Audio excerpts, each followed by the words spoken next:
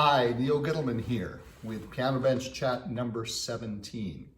That was something a little different. Music by a name that scares a lot of people in classical music, Arnold Schoenberg.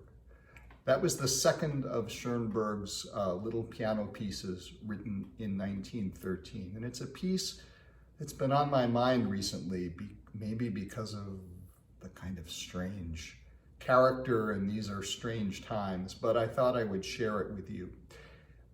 Schoenberg frightens people because a lot of his music, well, it doesn't sound pretty to most people. And that's true. But Schoenberg is a composer who's really, I think, misunderstood.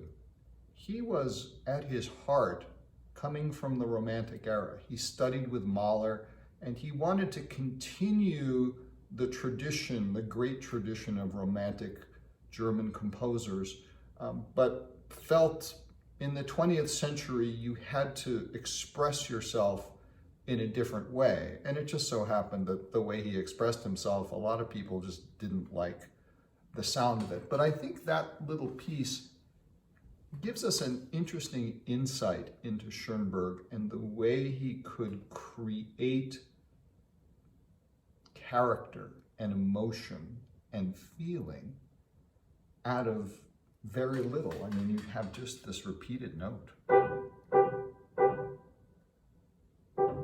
And it creates a world that feels in some ways a lot like ours today.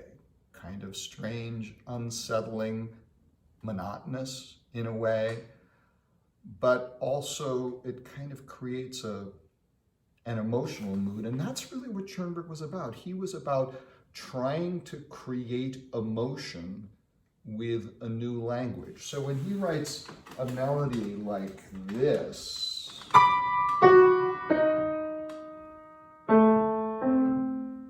I mean, that's a really romantic gesture. Or this one that happens later.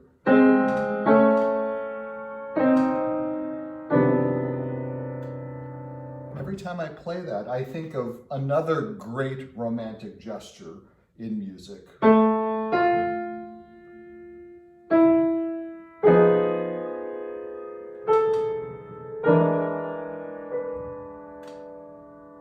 The opening of Wagner's opera Tristan and Isolde, so full of passion and intensity. And that's what Schoenberg does in this tiny little miniature. He's looking at music in a new way. And maybe that's one reason why that piece came to mind, because we're looking at music and we're looking at our art in a new way because we can't perform for you live. I know I've mentioned our Dayton Performing Arts Alliance Summer Streams, which have just recently premiered, and we now have 2 of them that are available for streaming for free at home. If you haven't seen them yet, go to DaytonPerformingArts.org and click on the Summer Streams banner and register. And once you're registered, you can watch each one whenever you want for 45 days. They're a mix of archival performances that have been kind of reinterpreted and reimagined as visual experiences, and also new performances performed live and recorded so that you can see them whenever you like in your own home. And there'll be a new one every week for the next, well, we've got 2 out for the next 7 weeks. So we'll, at the peak, have a total of 9 summer streams. Now, will there be autumn streams in the fall? There might be, because we don't know what's going to happen with the reopening of our world, and especially the reopening of cultural things. But we at the Dayton Performing Arts Alliance, Dayton Ballet, Dayton Opera, and the Dayton Philharmonic are dedicated to bringing art and beauty to you every possible way we can.